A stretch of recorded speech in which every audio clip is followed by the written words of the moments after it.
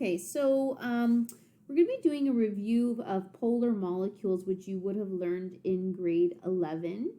So this is not going to be super extensive. I'm going to kind of give you the basics of what you need to know from the concept. And then, of course, we will apply it to different examples.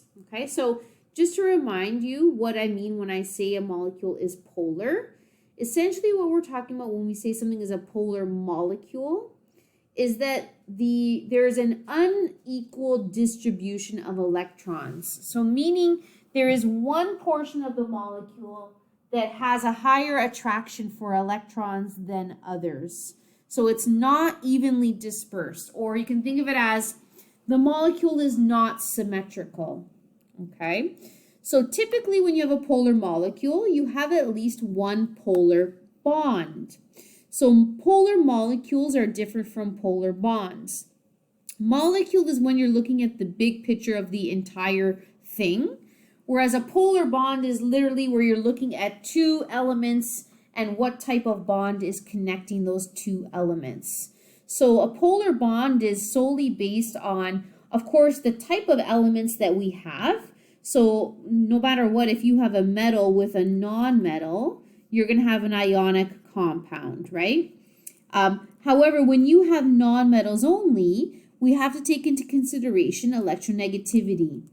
So electronegativity is a measure of the attraction ability for an element within a bond.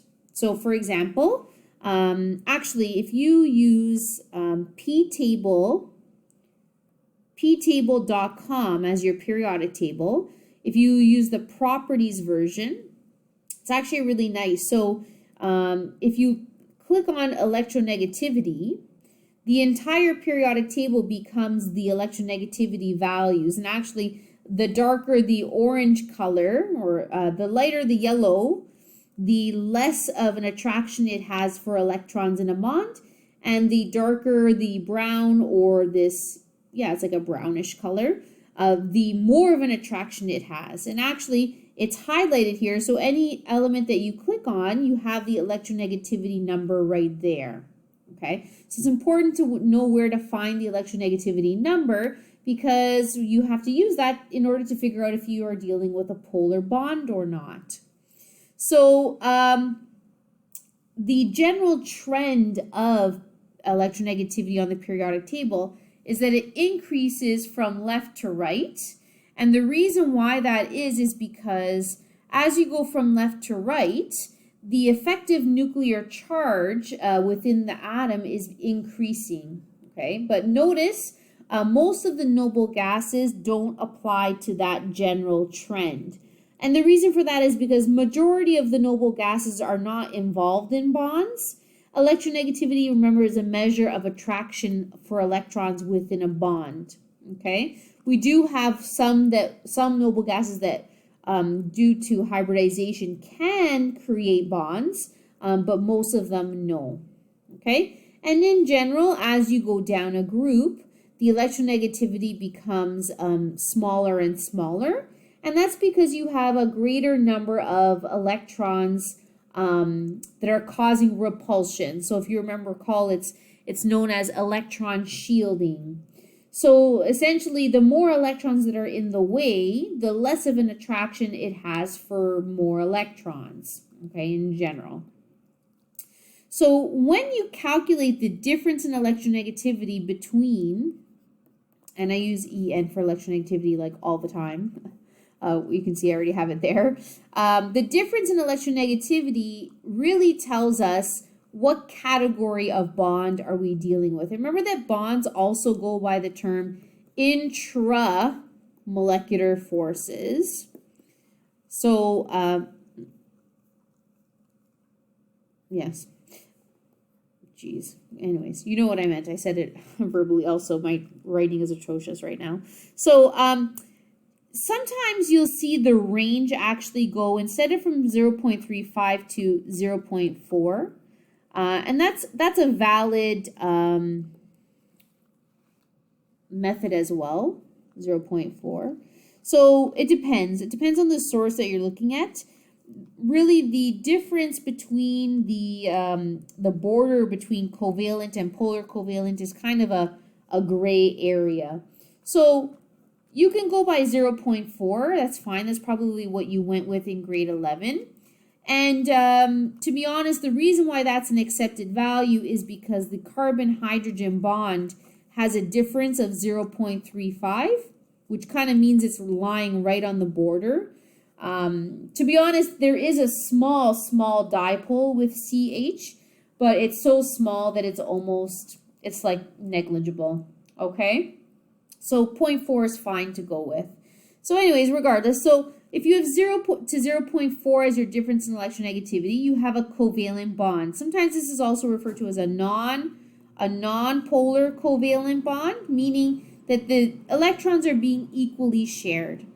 Okay, if you have between 0.4 and 1.7, you now have an unequal sharing of electrons.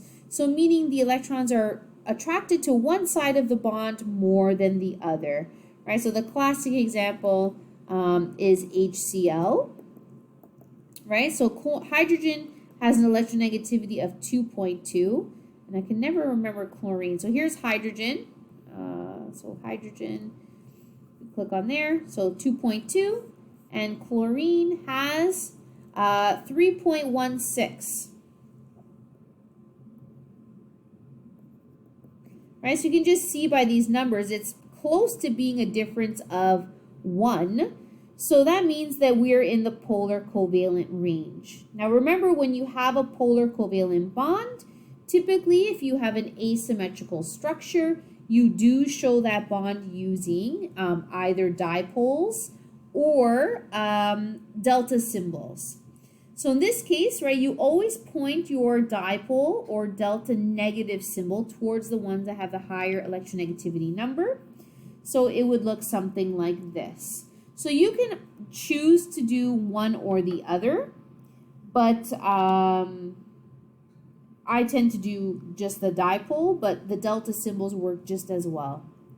And then, of course, if we have a difference of higher than 1.7, you now are dealing with a large enough difference where one atom will gain an electron and the other will lose it completely.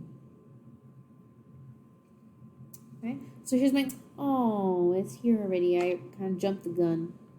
Anyway, so here you have the review of what a polar covalent bond is. So this is where you have an unequal sharing of electrons. Right, so here's actually our electron kind of densities, or our electron cloud.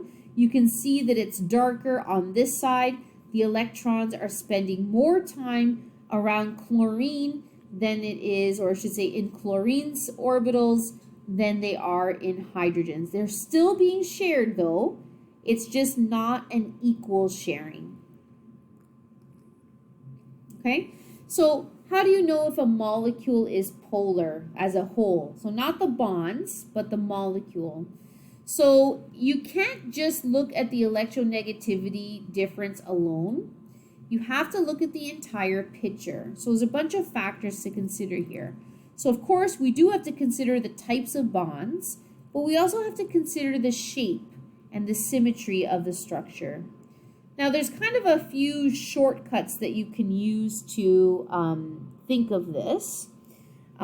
Typically, and actually, I might link my grade 11 notes to this, the grade 11 video to this one, so you can go over that as well. But normally, if the structure has lone pairs on the central atom, lone pairs on the central atom are usually a tipping point that you have a polar structure. However, you still have to have at least one dipole in your molecule for it to be deemed polar. So it's not enough to just have lone pairs on the central atom. You need lone pairs plus a polar covalent bond. Okay?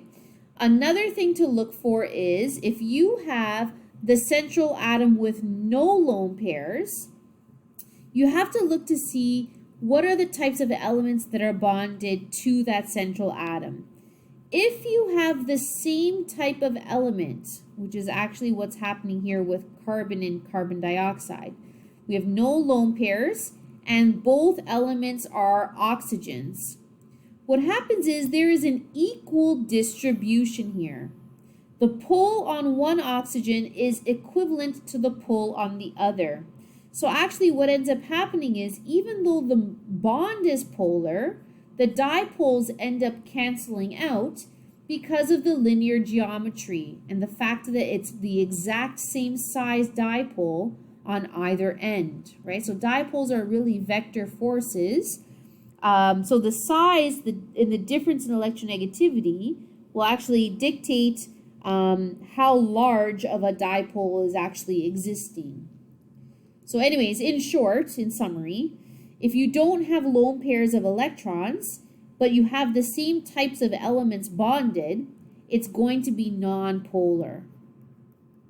Okay, but you're probably wondering, well, what happens if I have, something where it's not all the same element? What if they're different elements?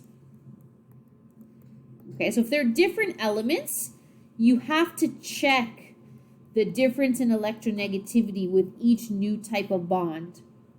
As long as if one bond that's here is polar covalent, then the entire molecule will be polar. So if this was hydrogen, hydrogen, hydrogen, hydrogen, you wouldn't even have to check because they're all the same element. Or if it was fluorine, fluorine, fluorine, fluorine, same thing, you wouldn't have to check because it's symmetrical. However, because you have different elements, you'd have to check. So the carbon-hydrogen difference is actually a non-polar covalent bond, but carbon and fluorine is a polar bond. So because of this polarity on this one part of the molecule, if you look at the big picture, it is not evenly distributed. So the entire thing is polar. Okay, so you're looking for lone pairs on the central atom. Of course, you're also taking into consideration the types of bonds. When you don't have lone pairs, you have to make sure you're looking at the element types that are bonded. Okay, so this is just going over the whole idea about vectors adding. So technically, in order to determine if you have a polar substance or not, you could do vector addition. There is a review in your textbook on how to do that, but you really have to know your angles for your Vesper shapes because, of course, when you're adding vectors, if they're in different angles, you have to consider that. But to be honest, just by looking at it and making the judgment call based on the types of bonds and the symmetry, you should be able to come to the same conclusion if something is polar or not. Okay, so this is actually, pardon me, I had a hiccup there. So this is actually directly from your textbook. So the example they're using here is ammonia. So ammonia has 3 hydrogen nitrogen bonds and a lone pair on the central atom. So actually, just by seeing the lone pair on the central atom, that's going to be a tipping point to say, like a kind of like a hint to say, hey, this is probably polar. But you have to check to see that you have a polar bond. So actually, nitrogen, hydrogen, the difference there is 0.9. So that is definitely a polar covalent bond. So because of the lone pairs, you're not going to have a symmetrical structure. So these dipoles are really going to be additive to create really a negative portion and a positive portion of this molecule. So in this case, this is for sure polar. Okay, so the steps are right here. So you always begin by drawing the Lewis structure. You check out the number of electrons and the shape. Make sure you're using electronegativities to determine if you have polar bonds. And then, of course, you have to look at the entire picture. It's not enough just to go by bonds. You have to look to see what is bonded to the central atom and if there are lone pairs, of course.